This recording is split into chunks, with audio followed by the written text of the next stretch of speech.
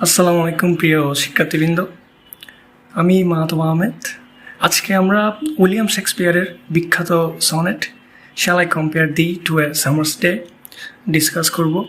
এটি একটি lyric poem বা সনেট, যেখানে শেক্সপিয়ার তার এক মিস্টেরিয়াস ইয়াং ফ্রেন্ডকে উদ্দেশ্য করে কবিতাটি লিখেছিলেন। তাকে তিনি ফেয়ার ইউথ নামে সম্বোধন করেছেন, যদিও তার প্রকৃত পরিচয় আজও নিশ্চিতভাবে জানা যায়নি। সহজে বোঝার জন্য আমরা তাকে কবির প্রিয় বন্ধু হিসেবে ধরব। সনেটের মেইন থিম হলো beauty fades with time but poetry can make beauty immortal. পৃথিবীর সব সৌন্দর্য একদিন নষ্ট হয়ে যায়, কিন্তু কবিতার মাধ্যমে সেই সৌন্দর্য চিরকাল জীবিত থাকতে পারে। প্রথম লাইনে কবিতার প্রিয় বন্ধুর কথা চিন্তা করে বলছেন, shall I compare thee to a summer's day. এখানে দি একটি ওল্ড ইংলিশ ওয়ার্ড, মডার্ন ইংলিশে এটি হবে ইউ।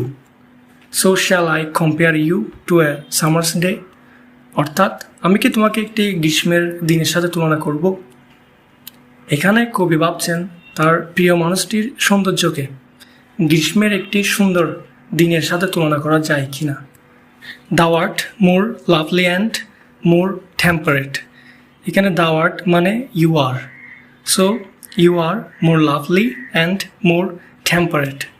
শেক্সপিয়ার এখানে টেম্পারেট শব্দটি ব্যবহার করেছেন কনস্ট্যান্ট বা স্টেবল অর্থে, অর্থাৎ that never changes during the course of time, যা সময়ের সাথে সহজে পরিবর্তিত হয় না বা স্থির থাকে। অর্থাৎ তার প্রিয় মানুষটি অপরিবর্তনশীল, প্রেডিক্টেবল এবং স্থির স্বভাবের।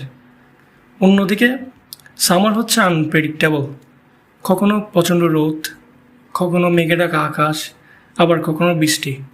অর্থাৎ গ্রীষ্মের মাঝে কোনো স্থিরতা নেই। সো তুমি আরও বেশি সুন্দর এবং আরও বেশি স্থির বা অপরিবর্তনশীল। Rough winds do shake the darling birds of May. এখানে রাফ উইন্ডস বলতে ঝড় বা তুফানে হাওয়াকে বোঝানো হয়েছে। এটি আবার ঋতু পরিবর্তন এবং প্রকৃতির অস্থায়িত্বের একটি ইঙ্গিত বহন করে। কারণটা হচ্ছে ইংল্যান্ডে গ্রীষ্মের পর শরৎকাল আসে, আর শরৎকালে ঠান্ডা হওয়ার কারণে গাছের পাতা ও ফুল ঝরে পড়তে শুরু করে এবং প্রকৃতির সৌন্দর্য ধীরে ধীরে হারিয়ে যেতে থাকে। আর ডার্লিং বার্ডস অফ মে বলতে ফুলকে বোঝানো হয়েছে। সো রুক্ষ বা ঝড়ো হাওয়া মে মাসের সুন্দর ফুলগুলোকে জাকিয়ে দেয় বা জড়িয়ে ফেলে। And summer's lease hath all too short a date. এখানে হ্যাথ মানে হ্যাজ, আর লিজ মানে হচ্ছে নির্দিষ্ট সময়ের জন্য করা কোনো চুক্তি বা এগ্রিমেন্ট। আমরা অনেকেই ঢাকা সহ বিভিন্ন জায়গায় 99 বছর বা 100 বছরের চুক্তিতে বাসা বা জমি ক্রয় করে থাকি, এটাকেই লিজ বলা হয়। আর যখন কোনো কিছু লিজে নেওয়া হয়, তখন নির্দিষ্ট সময় পর্যন্ত সেই চুক্তির নিয়ম মেনে চলতে হয়, আর সেই সময় শেষ হয়ে গেলে জিনিসটি তার মালিককে ফিরিয়ে দিতে হয়। ঠিক একইভাবে গ্রীষ্মকালও যেন প্রকৃতির সাথে নির্দিষ্ট সময়ের একটি চুক্তিতে এসেছে। সেই নির্দিষ্ট সময় শেষ হয়ে গেলে গ্রীষ্মকেও চলে যেতে হবে। সো আর গ্রীষ্মকালের স্থায়িত্ব খুব অল্প সময়ের। Sometime too hot the eye of heaven shines. ওই যে আমি বলেছিলাম সামার হচ্ছে আনপ্রেডিক্টেবল, এখানে আই অফ হেভেন হচ্ছে সূর্য। সো কখনো কখনো সূর্য অত্যন্ত প্রখরভাবে কিরণ দেয়।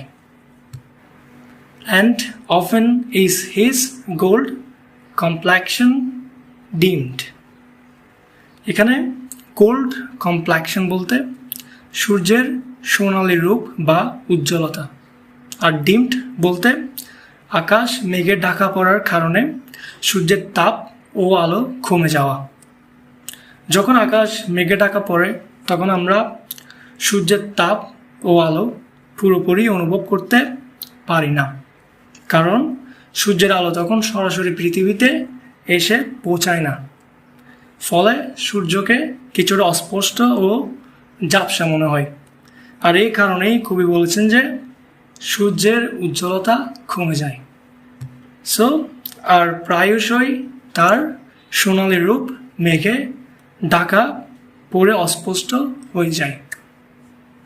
And every fair from fair sometime declines. এখানে ফেয়ার ফ্রম ফেয়ার বলতে সুন্দর জিনিস বা সুন্দর মানুষ, আর ডিক্লাইন্স বলতে ধীরে ধীরে সৌন্দর্য হারিয়ে ফেলা বা একসময় শেষ হয়ে যাওয়াকে বোঝানো হয়েছে।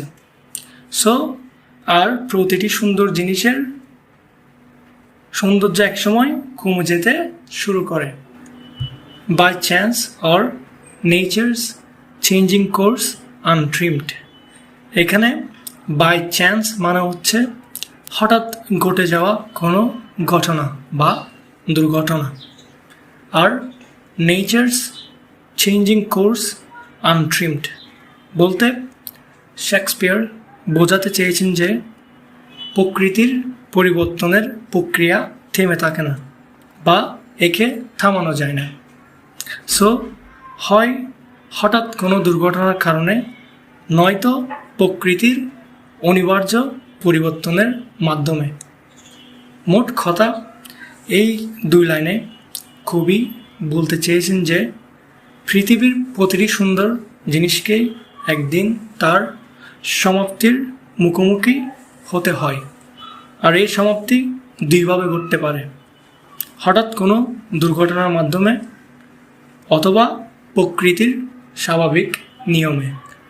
But the eternal summer shall not fade. এখানে দায় মানে ইউর, আর এখানে সামার বলতে কবি প্রিয় মানুষের যৌবন বা সৌন্দর্য বুঝিয়েছেন। সো কিন্তু তোমার এই চিরন্তন গ্রীষ্ম বা যৌবন কখনো ক্ষয় হবে না। nor lose possession of that fair thou owest. Thou owest মানে you own, possession মানে ক্লেম করা, অধিকার করা, আর ফেয়ার হলো সৌন্দর্য। তাহলে এবং তোমার যে সৌন্দর্য আছে তা কখনো হারাবে না। nor shall that break thou wanderest in his shade. এখানে thou wanderest মানে you wander।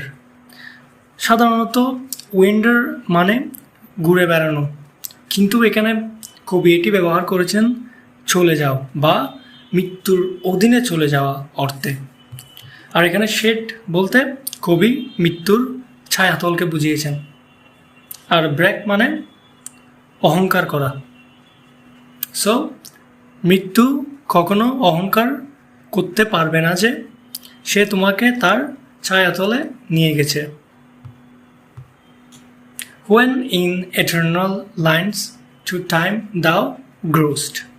এখানে thou growest মানে you grow, আর grow মানে বৃদ্ধি পাওয়া বা সময়ের সাথে আরও ছড়িয়ে পড়া। এখানে eternal lines বলতে এই কবিতার লাইনগুলোকে বোঝানো হয়েছে। সো যখন তুমি কালজয়ী এই অমর পংক্তিগুলোর সাথে সময়ের সাথে সাথে বৃদ্ধি পাবে। So long as man can breathe or eyes can see. যতদিন মানুষ শ্বাস নেবে এবং মানুষের চোখ দেখতে পাবে।